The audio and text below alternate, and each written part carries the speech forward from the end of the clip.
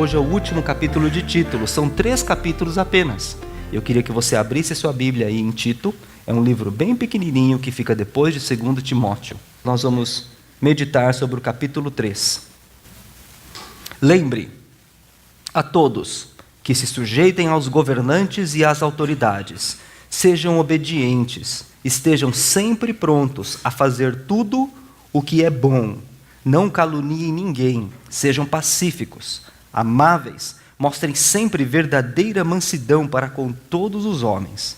Houve tempo em que nós também éramos insensatos e desobedientes, vivíamos enganados e escravizados por toda espécie de paixão e prazeres. Vivíamos na maldade e na inveja, sendo detestáveis e odiando uns aos outros. Mas, quando da parte de Deus, nosso Salvador, se manifestaram a bondade e o amor pelos homens, não por causa de atos de justiça por nós praticados, mas devido à sua misericórdia, Ele nos salvou pelo lavar regenerador e renovador do Espírito Santo, que Ele derramou sobre nós generosamente por meio de Jesus Cristo, nosso Salvador.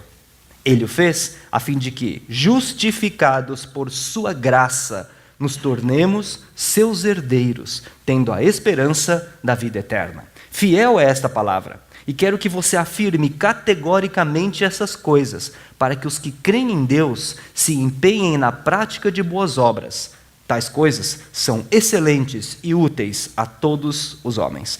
Evite, porém, controvérsias tolas, genealogias, discussões e contendas a respeito da lei, porque essas coisas são inúteis e sem valor, quanto àquele que provoca divisões. Advirta uma primeira vez e uma segunda vez, depois disso, rejeite-o. Você sabe que tal pessoa se perverteu e está em pecado, por si mesma está condenada. Quando eu lhe enviar a Ártemas ou a Tíquico, faça o possível para vir ao meu encontro em Nicópolis, pois decidi passar o inverno ali. Providencie tudo o que for necessário para a viagem de Zenas, o jurista, e de Apolo, de modo que nada lhes falte. Quanto aos nossos, que aprendam a dedicar-se à prática de boas obras, a fim de que supram as necessidades diárias e não sejam improdutivos. Todos os que estão comigo, envio-lhes saudações. Saudações àqueles que nos amam na fé. A graça seja com todos vocês. Obrigado, querido. Vamos relembrar um pouco do contexto de Tito, né? Próximo slide. Tito era grego. Ele decidiu seguir a Jesus Cristo através de Paulo e fora preparado para ser um pastor. Vamos dizer, Cristo se converteu, foi Paulo que apresentou Jesus Cristo a ele e o discipulou. Ele participou de viagens missionárias com Paulo, que privilégio, não?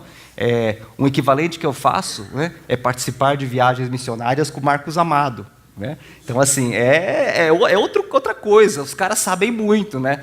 Eu falava, a Celise, teve um dia que a gente falou, a gente se sente uns ignorantes, né? Porque os caras sabem um monte de coisa que a gente não sabe. Imagina participar de uma viagem missionária com Paulo. O dia que você encontrar com Paulo na eternidade, você pode perguntar para ele. Você não vai ter viajado com ele, mas você pode ouvir as histórias. Paulo, após cumprir uma prisão domiciliar em Roma, saiu em outra viagem missionária. E nesta outra viagem missionária, possivelmente, foi quando ele levou Timóteo, este Timóteo de 1ª e 2ª Timóteo, e Tito com ele. E ele deixou Timóteo em Éfeso e deixou Tito em Creta. Como o André Gava bem disse, os cretenses eram que nem palmeirense e São Paulino, cara. Os caras eram chatos, entendeu? Os caras eram chatos, cara, entendeu? Eram caras insuportáveis. Você não consegue ficar perto desses caras, cara. Entendeu? Era gente muito chata. Diferentemente quando você deixa o cara em Corinto, né, cara? Gente boa. Pessoal... Os cretenses tinham hábitos culturais e comportamentais muito difíceis. E por isso Paulo faz determinadas recomendações para Tito. Havia algumas coisas ali que eram muito difíceis. Em Creta, o Tito recebeu de Paulo instruções muito claras. Resistir aos falsos profetas, nós vimos isso em Timóteo e em Tito. Tanto em Éfeso como em Creta, havia umas teologias muito esquisitas acontecendo ali. E Paulo estava muito preocupado com isso. Esses são, né, os lobos. Esses são os falsos mestres. E ele deixou Tito, então, em Creta, com uma agenda muito clara: resistir aos falsos mestres, formar um grupo de liderança maduro na fé, que são os presbíteros, e ensinar comportamentos cristãos, lembrando a igreja sobre suas responsabilidades, tanto para com os irmãos da igreja, como para a sociedade em geral, e como para os governantes da época. E há evidências históricas que apontam que Tito fora nomeado bispo em Creta, depois que terminam essa história aqui registrada no Novo Testamento. Olha, eu gostaria de entender um pouco mais sobre isso. Marcos Amado entende. Mas lembrem-se, depois de Paulo, Tito e Timóteo, a história dos líderes cristãos continuou no Oriente. Nós celebramos os 500 anos de reforma no dia 31 de outubro dessa semana. Né? E a reforma foi importantíssima para o mundo ocidental. Né? Folha de São Paulo e Estado fizeram cadernos grandes a respeito da contribuição, né, que a reforma, especificamente Martinho Lutero, induziu no desenvolvimento dos países. Foi muito além de uma perspectiva teológica, foi uma perspectiva que criou princípios. E foi celebrado 500 anos da reforma nessa semana. Isso é bom. Li um artigo numa revista que eu não sei se tem em português, Christianity Today, e ela fala que foi graças à reforma que os cristãos tiveram tanto acesso à palavra de Deus. Pessoas como eu, que não sou formado em teologia, sou considerado um leigo, não poderiam compartilhar, estudar a palavra de Deus e compartilhar com os outros, se não fosse o que Martinho Lutero fez e, perdoe-me a palavra, popularizou a palavra de Deus. Todos poderiam ler e compreender a palavra de Deus e ensinar uns aos outros. Essa foi uma tremenda contribuição. Tremenda contribuição. O que é legal é saber que também há uma outra história, que ocorreu também ao mesmo tempo, ou um pouco antes. Depois de Paulo, não ficou um vácuo até Martinho Lutero, na história da igreja cristã. Houve diversos mártires e líderes que são chamados de patriarcas. Diversos nomes. E quem sabe um dia a gente possa conhecê-los, esses nomes, um dia. Mas é incrível. E Tito foi um desses. Tito foi nomeado bispo, muito provavelmente na cidade de Creta. Um dia vamos encontrar com o irmão Tito. Muitas perguntas vamos fazer a ele. No capítulo 3, a mensagem que eu queria destacar, que é a mensagem central, que eu gostaria de dar uma ênfase hoje no capítulo 3, está no versículo 4 até o versículo 7. E a partir desta mensagem central de 4 a 7, que os demais comportamentos e condutas cristãs se ligam. É a partir desse texto central que a conduta e os deveres dos cristãos são colocados em prática para com os governantes, para com os irmãos da igreja e também na sociedade. Vamos ao versículo 4. Aliás, primeiro pode dar mais um, por favor. A pauta é essa, da carta de Paulo a Tito: a doutrina e o dever da igreja, a doutrina e o dever no lar e a doutrina e o dever no mundo. Pode passar o próximo. A mensagem central de Cristo, que eu gostaria de enfatizar hoje em Tito, capítulo 3, é Jesus Cristo, nosso único Salvador. Próximo slide. E são 3 pontos aqui dentro de Tito 3. Nosso estado existencial, Jesus Cristo como nosso único Salvador, e nosso comportamento, conduta e deveres dos cristãos. Existe algo, eu gostaria que vocês não precisam abrir, ou se quiserem podem abrir. Existe um estado existencial em que nós vivemos, e que é totalmente contradizente do que costumamos ouvir. E o estado em que nós vivemos, nós passamos rapidamente aqui. E Paulo repete em Efésios capítulo 2. No capítulo 3, versículo 13, ele diz, de Tito: houve um tempo em que nós também éramos insensatos, desobedientes. Vivíamos em maldade, inveja, odiando uns aos outros, detestáveis, ou em outra versão, odiáveis ou desagradáveis, vivendo de acordo com toda espécie de paixão e prazeres. Sabe que estado é esse? Esse é o estado que Paulo fala em Efésios capítulo 2, quando nós estávamos mortos em nossos pecados e transições. O que me chama a atenção desse primeiro ponto, nosso estado existencial, é que Paulo se inclui nisso. Paulo era uma pessoa moralmente correta. Paulo fora criado dentro da sua etnia em preceitos religiosos muito rígidos. Ele ia em determinados horários de missa, ele comia num dia, não comia no outro. Se tinha alguém que sabia o que era seguir preceitos religiosos, doutrinas, era Paulo.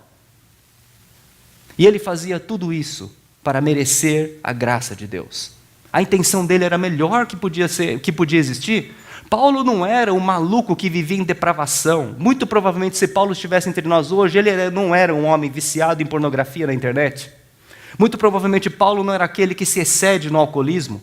Muito provavelmente, Paulo era aquele que doava dinheiro aos pobres, porque isso fazia parte dos preceitos da sua religião, da sua etnia.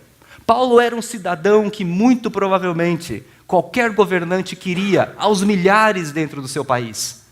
E um homem com tamanha formação, inteligência e caráter moral, ainda que perseguisse e matasse cristãos,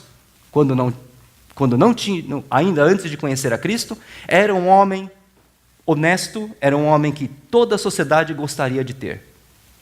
Ele não era um devasso. Ele provavelmente não era metido em esquemas de corrupção e propinas. Ele era um homem correto. Provavelmente pagava todos os impostos. Trabalhava o dia inteiro. Cuidava daqueles que estavam ao seu redor. E um homem como esse se coloca dentro desta lista de comportamentos e condutas. Vivíamos na maldade e na inveja. Eu, Paulo, estou no meio disso. Existe algo que entender que nós estamos mortos. Em Efésios capítulo 12 diz, vocês estavam mortos em pecados e transgressões. E logo em seguida ele fala, do qual nós mesmos estávamos perdidos. Talvez seja fácil uma pessoa que está perdida na devassidão compreender que ele está longe de Deus. Mas talvez seja mais difícil uma pessoa que seja moralmente correta compreender isso.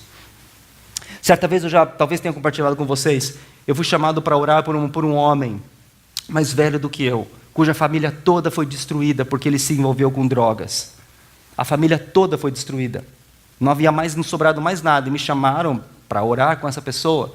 E quando eu segurei a mão dele, eu nunca tive a sensação de ter uma pessoa no mesmo solo, mas parecia que eu estava segurando ele num abismo. Todo o peso do corpo dele na palma da mão. Aquele homem, naquela oração, compreendia o seu estado de perdição, o seu estado de afastamento de Deus. Mas era um homem que viveu o pior, roubava, para poder sustentar o seu vício. 3 ou 4 filhos, perdeu tudo isso. Uma pessoa como essa talvez compreenda o seu estado existencial, de que vive na maldade, está escravizado por toda espécie de paixão e prazeres. Mas e uma pessoa que mais comum a todos nós? Como eu posso entender que eu sou desobediente a Deus? Eu faço tudo certo. Paulo, um dia, quando encontrou-se com Jesus Cristo, ele compreendeu que a sua moralidade não era suficiente para perdoar os seus pecados e se reconectar com o Criador do universo. Isso é muito mais complexo. Como que alguém que fora criado de tal forma que se eu fizer coisas boas, eu vou merecer a graça de Deus, ele entende que não adianta, que por mais que eu faça coisas boas, eu jamais vou merecer essa graça. E esta é a mensagem que eu gostaria de dar uma ênfase antes da mensagem comportamental. Cristo, o nosso Salvador. No versículo 4, mas quando da parte de Deus, nosso Salvador, se manifestaram a bondade e o amor pelos homens, não por causa de atos de justiça por nós praticados, mas devido à sua misericórdia, Ele nos salvou, pelo lavar regenerador e renovador do Espírito Santo, que Ele derramou sobre nós, generosamente, por meio de Jesus Cristo, nosso Salvador. Pela terceira vez aparece a palavra, ou o verbo Salvador ou salvar. Ele o fez a fim de que, justificados por sua graça, nos tornemos seus herdeiros, tendo a esperança da vida eterna. Esta é a mensagem que verdadeiros líderes e pastores pregam.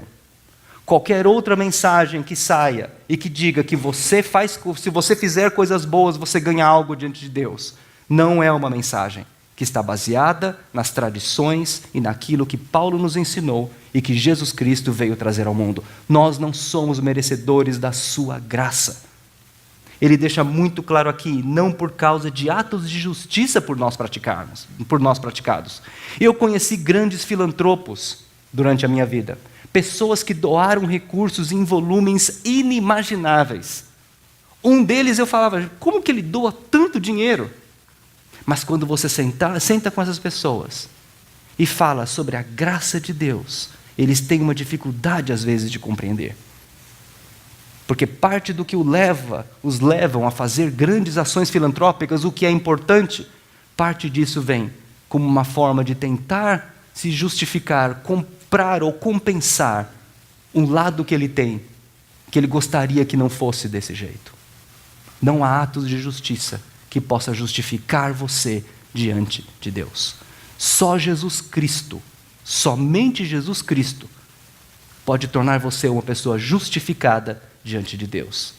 Pecado. Pecado não é simplesmente uma lista de transgressões morais. Não matar, não roubar, não mentir, não adulterar, não dirá falso testemunho, né? Como dizia uma pessoa que eu trabalhei, a Bíblia diz, não cobiçarás a mulher do próximo, não o homem do próximo. Então, o que a mulher me fala, cara? Está escrito ali, a ideia você entendeu. Mas pecado não é isso. Isso é pecado, ok? Pecado não é somente uma lista de transgressões de aspectos morais. Pecado é um estado onde todo ser humano se encontra de separação de Deus. Pecado é um estado vazio que todo ser humano tem e que somente Jesus Cristo pode preencher. Não existe outra forma. Não há nada que você possa fazer que preencha esse espaço. Não há nada que você possa fazer que perdoe os seus pecados. Deus não age conosco, não se relaciona conosco na base da compensação. Toma lá da cá. Ele graciosamente já nos deu Jesus Cristo pelo perdão dos nossos pecados. E essa é a graça que nós temos e que nós podemos desfrutar, e para isso nós precisamos confessar que Jesus Cristo é o nosso Senhor e único Salvador. Só pode chegar a esta conclusão quem compreender o seu estado existencial. Quem compreender que realmente eu estou morto, que realmente tudo que eu faço, se eu não compreender esse amor de Jesus Cristo na minha vida, não é o suficiente. Eu tive o privilégio de ver pessoas que eram pessoas que moralmente corretas, pessoas que trabalham o dia inteiro, estudam à noite, cuidam dos seus filhos, cuidam do seu marido, da sua esposa, cuidam da família, fazem ações boas para a sociedade e que um dia chegaram à conclusão de que, olha, tudo isso é importante, mas tem algo na minha vida onde a conta não fecha. Falta algo quando eu vou dormir no final de cada dia e eu encosto minha cabeça no travesseiro e eu penso, o que eu estou fazendo aqui? A mensagem central que eu gostaria que a partir dela os demais comportamentos cristãos justificam é esta: Jesus Cristo, nosso único Senhor e Salvador. Não existe nenhum outro que pode nos dar, por fim, a vida eterna. E antes de falar da conduta dos cristãos, a minha oração tem sido um pouco: Senhor, faz-me compreender um pouco da dimensão da vida eterna. E mais uma vez eu agradeço o pastor Marcos Amado por ter organizado aquele grupo em junho. Porque a última vez que eu tive um pouco da compreensão do que é a eternidade foi quando eu estive na frente dos cedros do Líbano. Já tive oportunidade, graças ao Senhor, de ver outras florestas na Amazônia, que é maravilhoso, o Pantanal é fora de série, o Cerrado é um bioma importantíssimo para todo o planeta. Mas estar na frente dos cedros do Líbano, e algumas daquelas árvores têm 4, 5 mil anos de idade, estão vivas. Quando eu vi uma árvore daquela e soube da sua idade, eu pude compreender um pouco, quando o salmista diz que os justos florescerão como a palmeira, e crescerão como os cedros do Líbano. Cedros do Líbano vivem 4, 5 mil anos. E quando eu vi pela primeira vez, eu estive na frente de uma criatura viva com 4 mil anos, eu pude compreender um pouco do que o salmista queria dizer e do que a palavra de Deus nos diz sobre vida eterna. Eu não consigo medir vida eterna, mas 4.000 anos já me deu alguma perspectiva do que é a vida eterna. Alguma perspectiva. Senhores, que a nossa oração seja: Senhor, dá-me compreender o que é um pouco dessa vida eterna. Porque esta é a nossa grande herança. As coisas daqui são importantes, você não pode deixar de guardar dinheiro por um momento, vai que acontece alguma coisa difícil lá para frente. A vida é assim, né? Tem altos e baixos. É óbvio que você tem que cuidar das suas finanças pessoais. É óbvio que você tem que, se você puder, ter algum patrimônio, Deus abençoou, guarde, não gaste tudo, óbvio. Pense no futuro, faça a sua parte, é óbvio. Mas a nossa verdadeira herança está com o Senhor na vida eterna. Quanto mais eu compreendo 1 centímetro, 1 milímetrozinho do que é essa vida eterna, mais o Senhor tem me abençoado e eu tenho me desapegado a algumas coisas com que eu me apego facilmente. Eu não sei vocês, mas a Celise costuma dizer que eu sou um acumulador. Sabe aquele seriado que tinha televisão, Acumuladores? Os caras não jogam nada fora, né? Eu sou muito apegado a coisas, assim, não necessariamente de valor, mas tem coisas que eu me lembro. Então, assim, eu pego uma coisa, eu lembro que esse livro foi a pessoa que me deu. Eu não jogo nesse livro, ninguém põe a mão porque eu lembro de tal coisa. Tudo isso tem o seu valor. Tudo isso tem o seu valor. Mas a nossa herança está na vida eterna. E quanto mais compreendermos um pouquinho do que nós vamos viver lá, mais nós conseguimos viver desapegados neste mundo.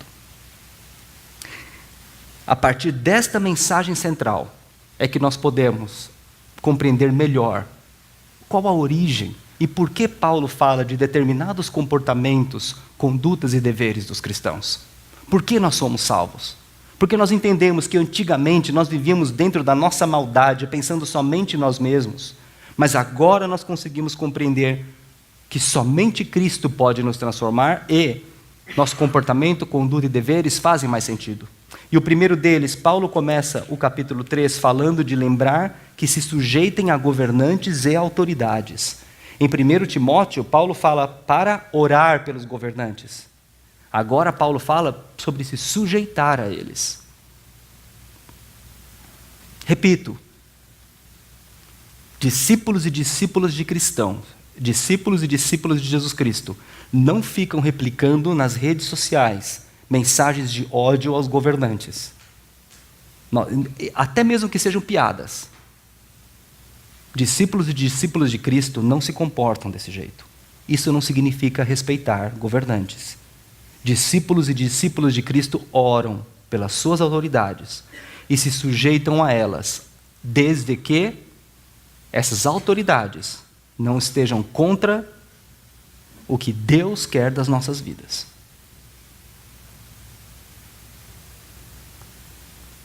Em momentos que a gente vive como esse em nosso país, nós cristãos, nós nos sujeitamos às autoridades, mas ao mesmo tempo nós sempre lutaremos pela justiça. Você sabe o que significa respeitar a autoridade aqui nessa época de Paulo? Paulo está dizendo o seguinte: vocês devem se sujeitar àqueles que vão mandar vocês para a cova dos leões. Vão mandar vocês para os grandes lugares onde os romanos colocavam os cristãos para serem sacrificados. Sujeitem-se àqueles que vão matar vocês. Paulo, inclusive, foi morto pelas autoridades com as quais ele dizia para se sujeitar. Nossos irmãos, hoje, no Oriente Médio, até hoje vivem isso. Até hoje eles entendem e compreendem esse tipo de coisa, talvez um pouco melhor do que nós. O que é orar por aqueles que oprimem você? Como se sujeitar àqueles que não estão fazendo a vontade de Deus? E como você levanta, você se porta como um cristão, servindo ao seu Deus, até o limite onde as autoridades te confrontam. Nós cristãos nos sujeitamos a autoridades, somos obedientes, estamos sempre prontos a fazer o que é bom. Versículo 2, não caluniem ninguém, sejam pacíficos, amáveis e mostrem sempre verdadeira mansidão para com todos os homens. A palavra aqui tem duas palavras cujo significado é um pouco mais preciso. A palavra amável e mansidão. No original, a palavra amável que ele quer dizer aqui no versículo 2 são conciliadores. tolerantes. Discípulos e discípulos de Cristo são conciliadores tolerantes. Eu tenho que orar bastante para o Senhor trabalhar comigo. Minha tolerância, eu não sei se é porque eu estou ficando velho, mas eu estou muito menos tolerante. Nos últimos 3 a 4 anos, minha tolerância é 0. Deus está mudando a minha vida. Deus está trabalhando duro comigo. Essa semana mesmo, numa conversa, uma pessoa me perguntou, nessa semana, por que você continua nisso, naquilo? Eu falei assim, por um motivo. Eu não precisaria continuar. Mas eu continuo porque é o caminho que o Senhor está me ensinando a ser tolerante. Conciliador. Nós cristãos somos conciliadores nas nossas empresas, no nosso trabalho, na nossa casa. Há alguns meses atrás eu ouvi um testemunho muito bonito de um alto executivo de uma empresa global que provavelmente está sendo colocado numa posição de menos relevância. E ele me disse o seguinte, Nomoto, ainda que eu esteja perdendo espaço dentro do mundo corporativo, eu estou passando meus projetos para aqueles que estão chegando com toda transparência, dizendo, tome cuidado com isso, esse jeito talvez seja melhor, cuidado que isso aqui pode não dar errado. Estou apresentando tudo para que a próxima pessoa consiga levar esses projetos do melhor jeito possível. Isso é conciliação. Onde nós estamos, nós temos que discordar, não temos que concordar com a injustiça, nós temos que colocar nosso ponto de vista, mas aprender a colocar de forma conciliadora. E a palavra mansidão, no original, tem a ver com ser gentil, humilde. Nós podemos discordar, nós temos inclusive que discordar, mas nós podemos fazer isso de forma mansa, de forma gentil, de forma não ofensiva. E se tem algo que o mundo hoje está se tornando, é um mundo odioso. Presidentes de nações têm estimulado o ódio através dos seus twitters. Líderes têm se manifestado falando o que querem, sem pensar, em mensagens que não necessariamente são conciliadoras, pacificadoras e com a devida humildade. Nós podemos aprender a discordar sem ser deselegante. Nós podemos aprender a discordar sem romper o diálogo com o outro. E os cristãos, às vezes, não têm sido o melhor exemplo nisso. Nós, às vezes, não temos sido exemplo nisso. Fico impressionado como nossos irmãos cristãos no Oriente Médio tiveram que aprender a dialogar com diversas outras religiões. Tiveram que aprender a dialogar com religiões que têm valores opostos aos deles. E com religiões que oprimem e os perseguem. Mas ainda assim, eles conseguem cumprir exatamente o que Paulo recomenda a Tito. Ser amável, mostrando sempre verdadeira mansidão para com todos os homens. Nós não temos o que temer. Irmãos e irmãs, nós não temos o que temer. A arrogância é o sinal da insegurança de uma pessoa. Pessoas inseguras são arrogantes. Elas precisam se provar. Nós temos Jesus Cristo como Salvador da nossa vida. Não precisamos ser arrogantes. A vida eterna já está garantida a nós. Enquanto estivermos aqui, o nosso dever, o nosso comportamento deveria ser esse. Eu finalizo agora com algo que gostaria de compartilhar pessoalmente com vocês. Um trecho do livro de Henry Nouwen, que eu falei da outra vez. Henry Nouwen foi um clérigo católico e que eu admiro muito os seus escritos, e que no final da sua vida, ele foi professor de Harvard, de Yale, e no final da sua vida, com toda esta projeção, ele decidiu passar os últimos anos da sua vida trabalhando em um sanatório, cuidando de gente que não consegue cuidar de si própria. Um testemunho incrível de humildade e serviço ao Senhor. E eu queria só compartilhar com vocês alguns textos, e ele falando no contexto do perfil do líder cristão, ok? Esse é o contexto. Você me ama? Essa pergunta tem de ser o centro de todo o ministério cristão, porque é a pergunta que permite que sejamos ao mesmo tempo irrelevantes e verdadeiramente autoconfiantes. Olhe para Jesus. O mundo não prestou nenhuma atenção a ele. Ele foi crucificado e retirado de cena. A sua mensagem de amor foi rejeitada por um mundo que busca poder, eficiência e domínio. Este Jesus rejeitado, desconhecido e ferido, simplesmente perguntou: você me ama? Você realmente me ama? Ele, cujo interesse havia sido anunciar o amor incondicional de Deus, tinha apenas uma pergunta a fazer: você me ama? Próximo. A pergunta não é quantas pessoas levam você a sério, quanto você consegue realizar, você pode mostrar algum resultado ou fruto da sua vida? Antes é: você está apaixonado por Jesus? Acreditem, pastores, sacerdotes vivem crises muito grandes, momentos de depressão, pelas pressões que passam. Mas alguns deles também percebem que a correria do dia a dia de cuidar de uma igreja, às vezes ofusca a pergunta central que deveria estar em suas vidas: amar a Jesus Cristo acima de todas as coisas.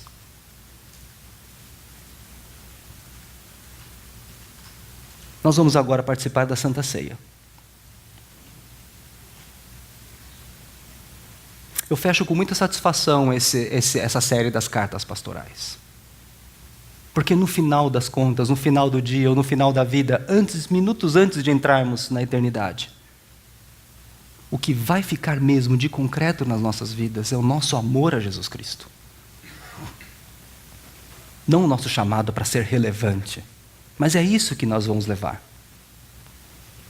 Que o nosso desejo de amar a Cristo seja maior do que o nosso desejo de ser relevante. Até porque a relevância muda. Mesmo no ministério. Você vê às vezes igrejas que dão um salto, crescem, está cheio de gente. E de repente esvazia. Ou, como um amigo meu, David Gibbons, que é um pastor agora, acho que é na Califórnia, ele tinha uma igreja dessas, ele era pastor de uma igreja dessas mega churches que chamam. Um dia deu uns 5 minutos no cara, ele falou assim: eu não estou amando mais a Jesus. E o cara fechou tudo, foi ser missionário na Tailândia. Muito louco, muito doido, muito doido. Porque ele via que aquilo não estava errado, mas aquilo estava ofuscando a vida dele de amar a Deus. Fecho com uma frase do nosso querido Father, que eu não posso falar o nome dele em público. A questão central não é penso, o que justifica a nossa existência não é penso, logo existo. É amo, logo existo. O pensar pode ser para coisas boas, mas para coisas ruins. Mas o amar não tem contraindicações. Que você que é líder de ministério, líder de qualquer projeto que tenha dentro da igreja, para você também que ainda não se engajou em algo, amar ao Senhor é a razão pela qual nós existimos. O demais, tudo que for além disso, Ele vai nos acrescentar. É este amor a Cristo que é o que vai sobrar no final da nossa vida. Eu tenho aprendido isso de uma forma maravilhosa pela graça do nosso Senhor Jesus Cristo. Nós vamos agora, Pastor Felipe, por favor, nós vamos agora para celebrar a Santa Ceia. A ceia do Senhor. É um ritual. Não tem poder mágico no pão, não tem poder mágico no suco de uva, que era um vinho antigamente. Mas é um momento. Nós somos humanos, nós precisamos lembrar de Cristo no nosso corpo. Precisamos fazer o nosso corpo lembrar de Jesus Cristo. E esta é uma forma que nós temos, uma tradição da igreja cristã, ao longo de 2000 anos, de nós lembrarmos que Cristo nos salvou, nos perdoou de todos os pecados e o seu corpo e o seu sangue, representado no pão e no vinho, nos fazem lembrar dessa mensagem.